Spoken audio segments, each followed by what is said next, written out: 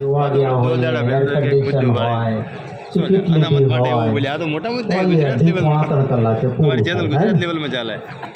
અને એમાંય વચ્ચે ઇન્ટરવલ આવે, પોપકોર્ન ખાવા જાય ને કોઈ થમ્સઅપ પીવા જાય ને.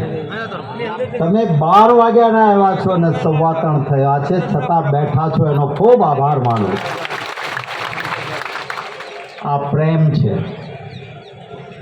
આ જ્ઞાનીબેન માટેની લાગણી છે, આ તમારો કોંગ્રેસ પક્ષ ઉપરનો વિશ્વાસ છે, એટલા માટે બેઠા છું. હું જાણું છું કે આપની આ તાકાત, આપનો પ્રેમ, આપના આશીર્વાદ, આપનું સમર્થન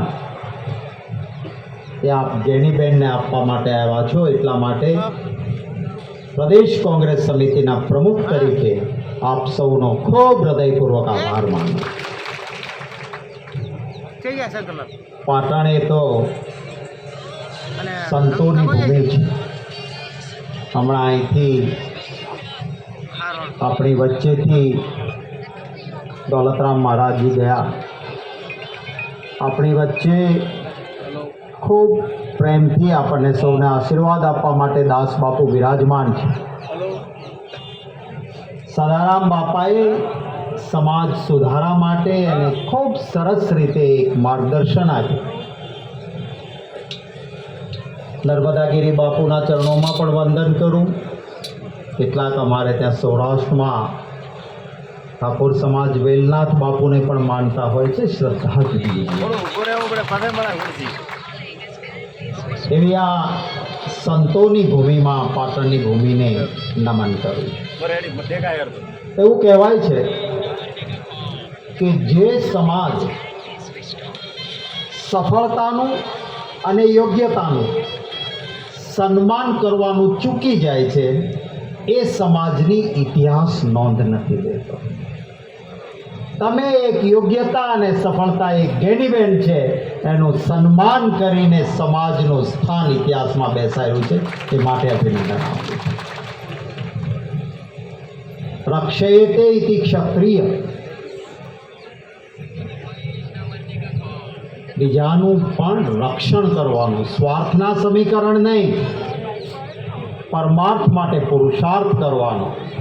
અને એક જ્ઞાનીબેન ઠાકોરે કરીને બતાવ્યું છે, એટલા માટે જીતીને સંસદ સભ્ય બન્યા છે. એનું આપણને ગૌરવ. બનાસકાંઠામાં કોઈને અન્યાય થાય તો જેને અન્યાય થયો છે એની જ્ઞાતિ નહીં જોવાની, એના માટે રણચંડી બનીને લડવા ઉતરવાનું એનો સ્વભાવ છે. એક આપણા નેતા, રબારી સમાજના આગેવાન, ભારતીય જનતા પાર્ટીએ એને ભાજપમાં લઈ જવા માટે કેસના પાસાના કારસા કર્યા. એ આપણા નેતા, એ આ રબારી સમાજના આગેવાને ન ઝૂક્યા અને એના માટે રણચંડી બનીને લડનારા જ્ઞાનીબેન ઠાકોર નીકળ્યા. મને કોઈ દી એની ચૂંટણીની ચિંતા નહોતી કરી, જેટલી ભાઈની પાસા ન થાય એની ચિંતા કરી હતી એ જ્ઞાનીબેન કરી. એટલા ફોન કર્યા હતા મને. તમામ સમાજને સાથે લઈને ચાલે, તમામ વર્ગને સાથે લઈને ચાલે અને નબળાનામાં નબળાની પહેલી ચિંતા કરે, એ સાચો સમાજ સેવક બને. સંગઠન કેવું હોય? મધપૂડા જેવું હોય. મધપૂડો હોય છે ને, એમાં કેટલી બધી માખી ભેગી થાય, પણ બધી માખી એક પ્રકારની ન હોય. હા, કેટલીક માખી એવી હોય કે જે ખાલી મીણ પેદા કરે. એનું કામ ખાલી મીણ પેદા કરે, બીજું કાંઈ ન કરીએ. કેટલીક માખી એવી હોય કે જે દૂર દૂર જઈને સારામાં સારા ફૂલમાંથી રસ ખેંચીને લાવે અને મધપૂડા સુધી લઈને આવે. એવી નિષ્ણાત માખીઓ હોય. અને કેટલીક એમાં માખીઓ મધપૂડામાં એવી જરૂરી હોય કે કોઈ હળી કરવા આવે ને તો એને ડંખ મારવાની તાકાત આવે છે ને બળદેવજીભાઈ. એટલે જ્યારે સંગઠન ભેગું થાય ત્યારે બધા જ એક સરખા ના હોઈ શકે. દરેકની ક્ષમતા જુદી જુદી હોય, પણ એ બધાનું મિલન થાય ત્યારે મધપૂડો બને.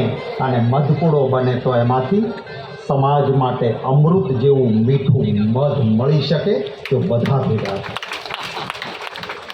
બાકી મધમાખીની જેવું જ એક બીજું ઉડતું ઉડતું જોવા મળે હો. ઘૂં ઘૂં ઘૂં ઘૂં ઘૂં કરીને ઉડે. આપણે ભમરો કહીએ, ખબર ને? એ ભમરો કોઈ દિવસ બધાની ભેગો ન હોય. મધમાખી તો આટલી જ ઓળો મોટો આવડો મોટો હોય, પણ એ ઘૂં ઘૂં કરીને એકલો ઉડતો હોય ને, એ કોકને ડંખ મારી શકે એમાંથી ક્યારેય મધ પેદા ના થઈ શકે. એટલે આવા ભમરાઓ હોય છે, એ ભમરાઓથી દૂર રહેવું, કારણ કે એ ડંખ મારે, એ સમાજને મધ ના આપે. હું કરનારા માણસો નહીં, બધાને સાથે લઈને ચાલે એ સમાજનું સૌથી મોટું અમૃત જેવું ફળ આપનારું પરિણામ હોય છે. એને યાદ રાખજો. ઘણા વખત કેટલાક લોકો એવા પણ હોય છે જેને બધું સરખું પડે ને એ ગમે નહીં, બધું સારું થાય ને એ ગમે નહીં. એવાને ઓળખીને જરાક સાઈડમાં રાખવા. ભલે આપણા હોય તો પણ એને આપણે બીજું કાંઈ ના કરીએ, પણ જરાક સાઈડમાં રાખવા. એનું માનવું નહીં તો સંગઠનને નુકસાન થાય. અમારી મિટિંગ હતી, માનની મુકુલ વાસનિકજી, હું, અમિતભાઈ ચાવડા, અમે મહેસાણા હતા, અને ચંદનજી ઠાકોર અને બળદેવજી ઠાકોર આવ્યા. બળદેવજી પાસે તમારા પાટણના જમાય છે. હું તો કાયમ કહું છું કે આટલી બધી લક્ષ્મીજીની મહેરબાની થઈ ને, એ મારી પાટણની દીકરી તમારા ઘરમાં આવી એટલે થઈ. એના પ્રતાપે છે બધું. એટલે એની જેટલી સેવા કરો એટલી ઓછી બળદેવજીભાઈ કરજો. હે? હા, એટલે મારી બાજુમાં જ એ બળદેવજીભાઈ અને ચંદનજીભાઈ આવ્યા કે અમારે જ્ઞાનીબેનનું સન્માન કરવું છે. અને આભાર માનીશ મુકુલ વાસનિકજીનો. મને ને અમિતભાઈ અમે વાત કરી તો તરત જ એમણે કહ્યું કે ભલે 29 તારીખનો આપણો નક્કી થયેલો કાર્યક્રમ એ જિલ્લાઓને સાંભળવાનો સુરતનો છે, એમાં ફેરફાર કરો. એક સારો કાર્યક્રમ પાટણમાં કરવા માંગતા હોય તો, કારણ કે પછી નવરાત્રિ શરૂ થાય છે, નવરાત્રિ દરમિયાન મુશ્કેલી થશે, તો એ પહેલાં કરવાનું હોય તો 29 તારીખ આપી. એટલા માટે મુકુલજીનો આભાર માનું. જ્યારે આ સરસ મજાનું બધાને એકઠા કરવાનું કામ ભાઈ બળદેવજીભાઈ અને ચંદનજીભાઈએ કર્યું છે, ખૂબ અભિનંદન આપું છું. અને અન્ય સમાજને સાથે લઈને આખો કાર્યક્રમ, કોઈ એક વર્ગ કે ધર્મનું સંગઠન ઊભું થાય તો એમાં સૌનો સહયોગ હોય. અને એ રીતે એમાં કિરીટભાઈ પટેલ હોય તો એ અગ્રેસર હોય, ને રઘુભાઈ દેસાઈ હોય તો એ અગ્રેસર હોય. બધાને સાથે મળીને સરસ કાર્યક્રમ કર્યો છે. એ માટે ભાઈ બળદેવજીભાઈ, ચંદનજીભાઈ, એમની ટીમને ખૂબ ખૂબ અભિનંદન આપું છું. ભાઈ બાબુજીભાઈને, રણજીતભાઈને, બીજા જિલ્લાવાળા